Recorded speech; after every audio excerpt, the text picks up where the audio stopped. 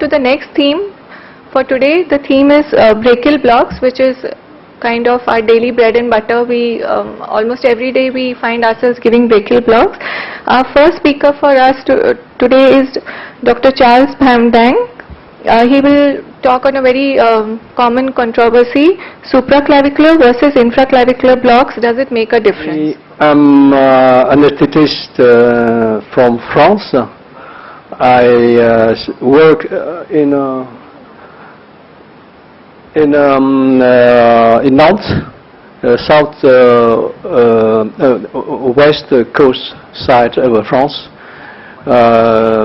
So I normally I have a slide to summarize my bio. I'm born in 1951, so I'm 62 years old, and I have French education and French citizen, and graduate medical in 81, and specialist in anesthesia and critical care in 86, and I work since 86 in Nantes in the university hospital. So I work in this university. The hospital is near a river, and since 1986 I work in orthopedic surgery, and take alcohol in obstetric because I would like to keep my hand with epidural technique. It's going to, in orthopedic surgery I do less and less epidural technique.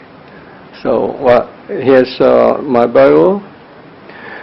Now go back to the subject. The topic is there any difference in supra and infraclavicular? I would like to show you this slide. This section I made in this region. You can see that there is no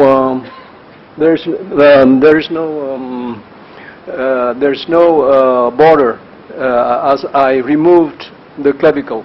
So that means your local may spread downward or upward. So this is very important to understand the topic. I believe that there's no difference, but I try to convince you with some data. Basically, we know that here, if we deposit the local here, we do interscalene. In division, we perform supraclavicular, or in the cord, we perform infraclavicular, and in terminal, we perform axillary block. But the anatomy varies between patients, so this separation may move upward or downward. So normally, without ultrasound, we can say exactly where we are. This work, this photo show you that when I use contrast media and inject from the supraclavicular, I got an image in infraclavicular. So this may constitute a bias when we launch a study on supraclavicular, but perhaps we are assessing an infraclavicular block. This was true when we use only peripheral nerve stimulation, blind technique. Now I think that with ultrasounds, this bias may be minimized, but you see that we cannot even with ultrasound to predict. We cannot predict the diffusion, the spread, invisible spread of a local anesthetic upward, outward, or to the spinal cord when you do your block interscalene block, even with ultrasound, because we got some accident of interscalene block under ultrasound guidance, accident of spread local anesthetic into spinal. So it depends on volume, and we are not able to see really the invisible spread of a local anesthetic unless you have a machine very performant to follow the spread of your local anesthetic. Supraclavicular approach, just to recall you quickly, there are two approaches, medial, lateral, or my approach I described in 1997, and with this approach we can spread in the catheter, and with this approach I used to get the photo I'll show you a couple of minutes past, and we can here is because here's the path of the needle from lateral, and here's the path of the needle from medial. My preference, because I describe my techniques, my preference is from medial to lateral, because I'm always scared, afraid of puncture of the pleura. And now the infraclavicular.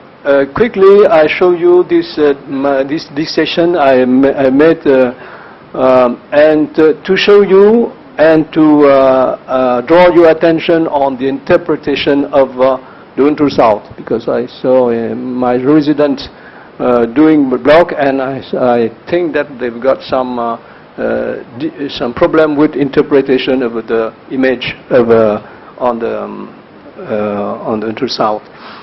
You see here the clavicle. Here is the lateral cord. The posterior cord here is a little bit lateral and posterior. The artery you see here, and the vein is here. These lines represent your probe, the placement of your probe. And you puncture like this, as you saw yesterday on the on live workshop. We puncture and we arrive here on the lateral cord, right? But exactly the lateral cord is situated on this image, is situated superior and lateral, cephalad. Well, it's represent on the left side of the screen, and this part of the screen is the caudal situation. So when you move from here to here, you are not moving from medial, from lateral to medial, but from cephalad to caudal.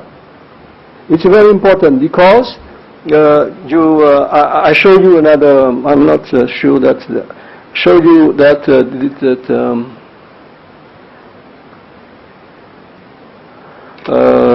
no. I have a slice. You see here the catheter.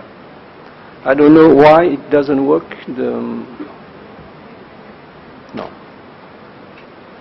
You see here. You guessed the catheter. The catheter is, as you see, just underneath the pec minor, and it is arriving on the medial cord, right?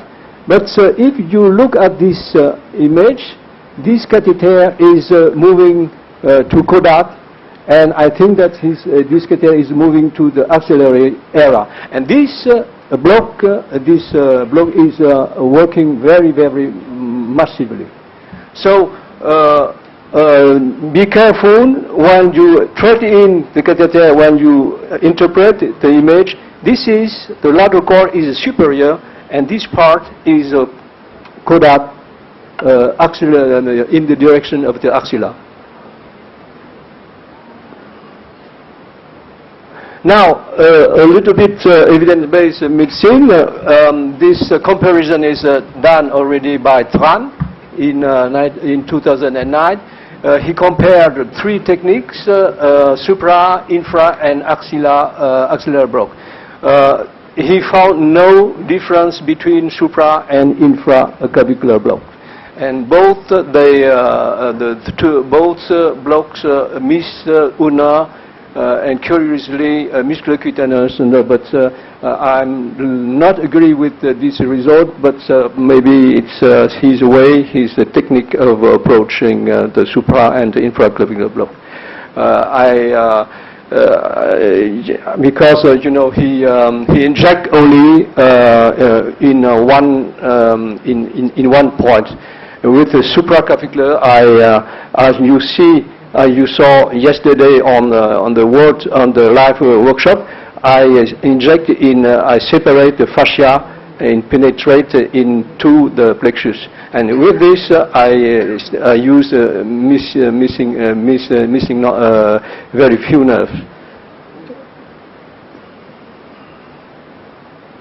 Now, this was in adults, and now in a pediatric. Belen de Jose Maria showed us the same thing, you know, but she also found ulnar nerve miss in both groups. Now, to summarize quickly, the supra versus infra, so ulnar nerve block is more effective with infra than in supra.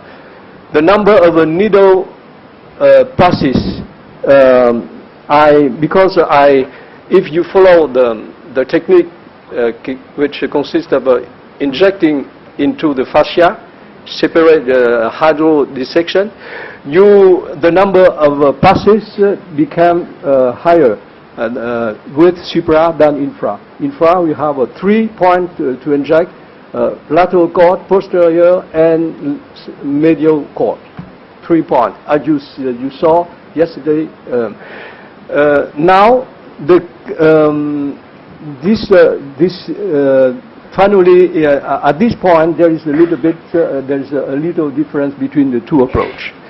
Now, in terms of catheter technique, infraclavicular block is, I think, superior to supra. As you can read and found the demonstration in this paper written by this author, and particularly with intersouth. Intersouth, when I'm not happy with intersouth when I treat in the catheter because I use in plain technique. My catheter work not very well, and it's some people. It was it's published in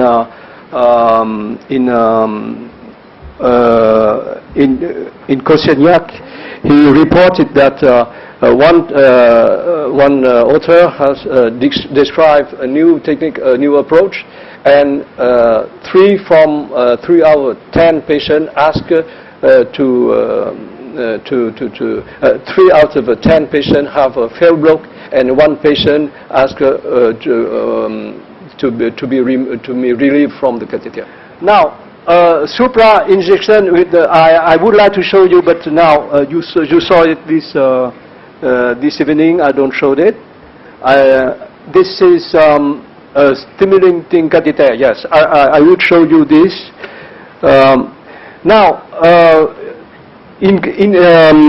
with the complication, you know, if you see here, the nerve, the phrenic nerve is disposed like this. You have the phrenic nerve and the accessory nerve. If you inject infraclavicular, you are likely to miss the phrenic nerve, though less diaphragmatic paralysis. Supraclavicular, we missed, we have only 40–60% of diaphragmatic paralysis. And I would like to show you that in the supraclavicular block, we have a less perivascular puncture. Here. Here I would like to show you vascular puncture. You know, infraclavicular, they show that sometimes you get 30% of puncture. In the supraclavicular, we have less. But in pneumothorax, with pneumothorax, you have 0.56% with supraclavicular. And infraclavicular, you have very less, you have a no normally. Now, I would like to show you this. This is a very recent, it's a very recent photo. It says the region of interscalene, right, of a long neck patient. You see here the pleura. The pleura is coming up to the cervical region. So this image, when I saw that, I go, wow, if we did the block blindly with neurostimulation, we got the pleura. Because in certain patients with a long neck, the pleura is going very up to the cervical. So, sorry, I come from this region, this university hospital. I can't finish completely my topic, but if you have a question, I am happy to answer to complete my presentation. Thank you.